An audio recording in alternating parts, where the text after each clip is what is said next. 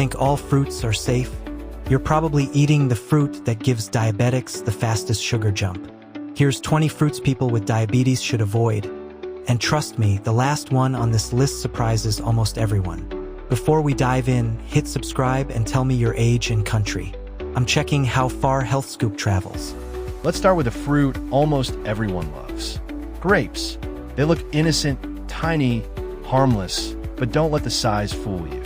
Grapes carry a high natural sugar content, and because you usually eat them in handfuls, it's so easy to overdo it. Your body absorbs the sugar from grapes quickly, which causes a rapid rise in blood glucose. Now, are grapes all bad? Not all. They're rich in antioxidants and good for heart health. But here's the catch. For diabetics, the problem isn't that they're unhealthy, it's portion control. A small handful is usually fine, but finishing the whole bag while watching TV? That's when blood sugar shoots up. If you love grapes, pair a small serving with nuts or yogurt to slow absorption. Tiny change, big difference. Next, let's talk about bananas. A lot of people with diabetes avoid bananas completely because they think they're pure sugar. But here's where it gets interesting. The problem isn't the banana itself, it's the ripeness. The riper the banana, the higher the sugar. A banana loaded with brown spots will hit your bloodstream fast, but a less ripe one, slightly green, slower release. Bananas actually contain potassium and fiber, so they do have benefits. If you enjoy them, go for half a banana, ideally paired with protein or eaten with a meal rather than on an empty stomach. See? You don't need to ban bananas, just be smart with them. Now, mango lovers. I am sorry. We need to talk. Mango is one of the sweetest fruits on the planet. Delicious, yes, but for diabetics, it's like flipping a sugar switch. Just 1 cup of mango can carry more sugar than a can of soda. Shocking, right? I know. Mangoes do provide vitamins and antioxidants, and they support immunity. But if you're living with diabetes, this is a special occasion fruit. A few cubes, not a whole slice the size of your hand. If you really crave mango, eat it after a balanced meal, not as a snack on its own. Let's move to watermelon. Sounds refreshing, especially on a hot day, right? But here's the catch. Watermelon has a high glycemic index, which means it can spike blood sugar quickly. Yes, it's mostly water, but the natural sugars still absorb fast. Now, the good news. If eaten in small portions, it can hydrate and provide vitamins. Just avoid eating a giant bowl of it alone. Better to combine it with fats or protein to slow that sugar spike. Next, pineapple. Sweet, juicy, tropical, and a blood sugar rocket when eaten in large amounts.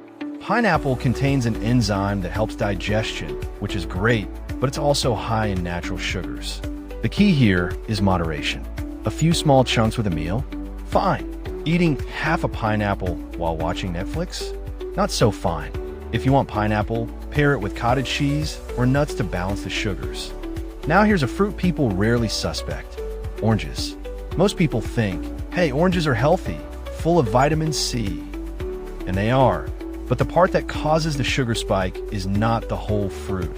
It's orange juice. Juice removes the fiber, leaving you with concentrated sugar that hits your bloodstream fast. A whole orange is okay in moderation because the fiber slows things down. But a glass of orange juice? That's like drinking liquid sugar. If you're diabetic, always choose the whole fruit and stick to 1 small orange. Speaking of fiber, let's talk about apples. This one might surprise you because apples are often labeled as a safe fruit, and in moderation, they are. But medium to large apples contain more sugar than most people think. The good part is that apples contain fiber, especially in the skin, which helps control blood sugar. So should diabetics avoid apples? Not necessarily, but portion matters. A small apple is usually enough. Better yet, slice it and eat it with peanut butter so your blood sugar stays steady. Now here's one people always debate about: cherries. Tiny fruit, huge sugar density. It doesn't take much to consume a high amount of sugar because cherries are small and addictive. 1 handful becomes 5 before you know it. Cherries are antioxidant rich, and that's great, but if you're monitoring blood glucose, this shouldn't be a daily fruit. It's more of a treat. Stick to a small serving and avoid eating them late at night when insulin sensitivity is lower. Let's move into dried fruit, because this is where a lot of diabetics get tricked. Raisins. Grapes are already sugary, but when you dry them, the sugar becomes concentrated. A small handful of raisins can contain the same sugar as a full cup of grapes. And because they're small, you eat more without realizing it. Dried fruits are basically the candy version of fruit. If you want to include raisins, sprinkle a tiny amount on oatmeal or a salad. Don't snack on them by the handful. And while we're in the dried fruit family, let's talk about dates. I know, dates are often recommended for natural energy, but for diabetics, dates are a sugar bomb. Yes, they contain fiber and minerals, but they also carry extremely high natural sugar.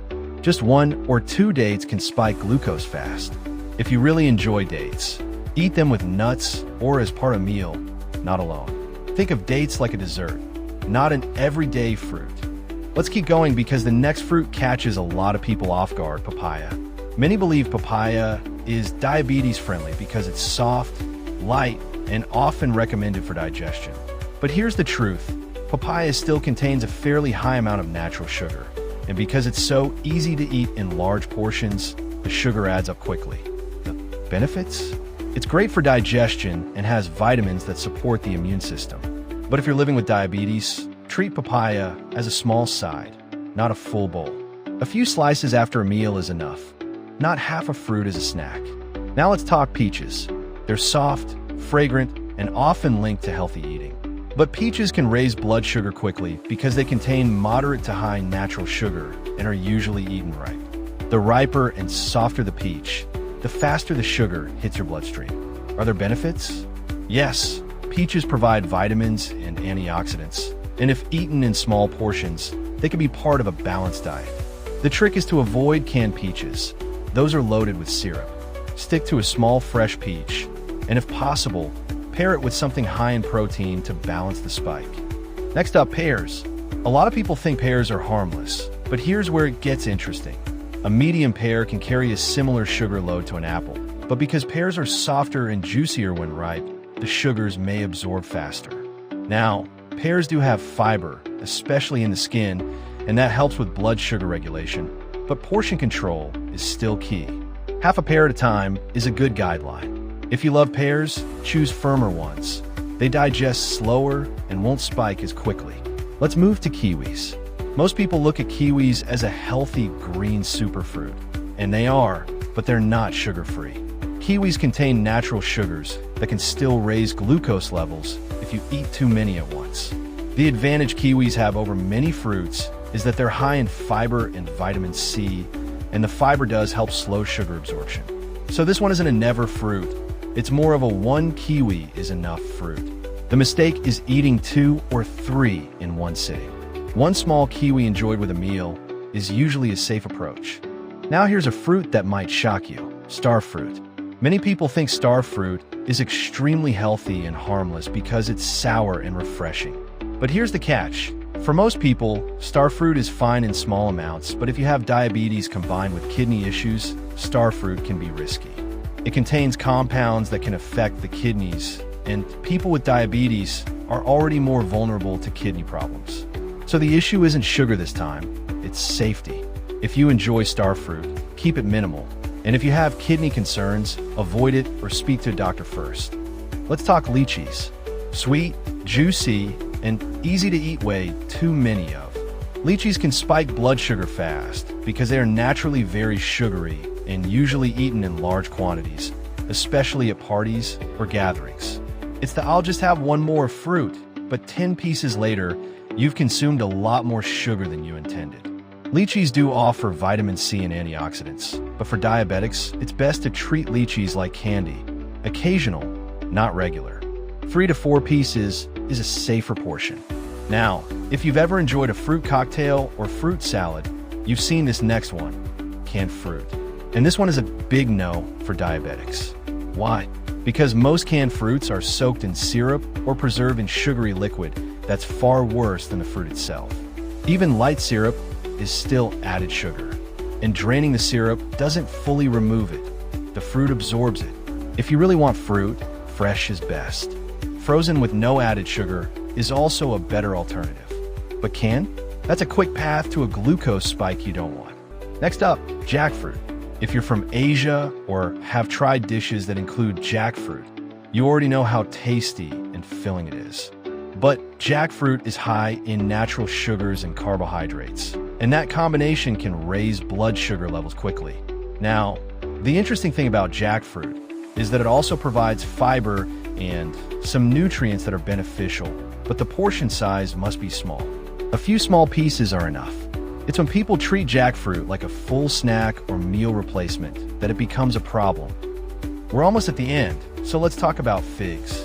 Fresh figs are sweet, but dried figs are on another level.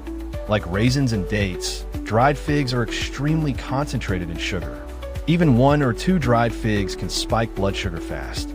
Fresh figs in small portions may be okay occasionally, but dried figs? Think of them like dessert. Enjoy rarely and always in small amounts, paired with protein or fats to control absorption. And fruit number 20, and this one is a bit different, fruit smoothies. Not a fruit itself, but how many people consume fruit creates the biggest blood sugar problem of all. When you blend fruits into a smoothie, you break down the fiber that normally slows sugar absorption. Even if you don't add sugar, a smoothie with banana, mango, and berries can contain more sugar than a can of soda. That's the twist most people never expect. The form you eat fruit in can be more dangerous than the fruit itself. If you really want a smoothie, keep it to 1 small fruit, add vegetables, and include protein or healthy fats to balance it. And here's the bigger truth most people miss.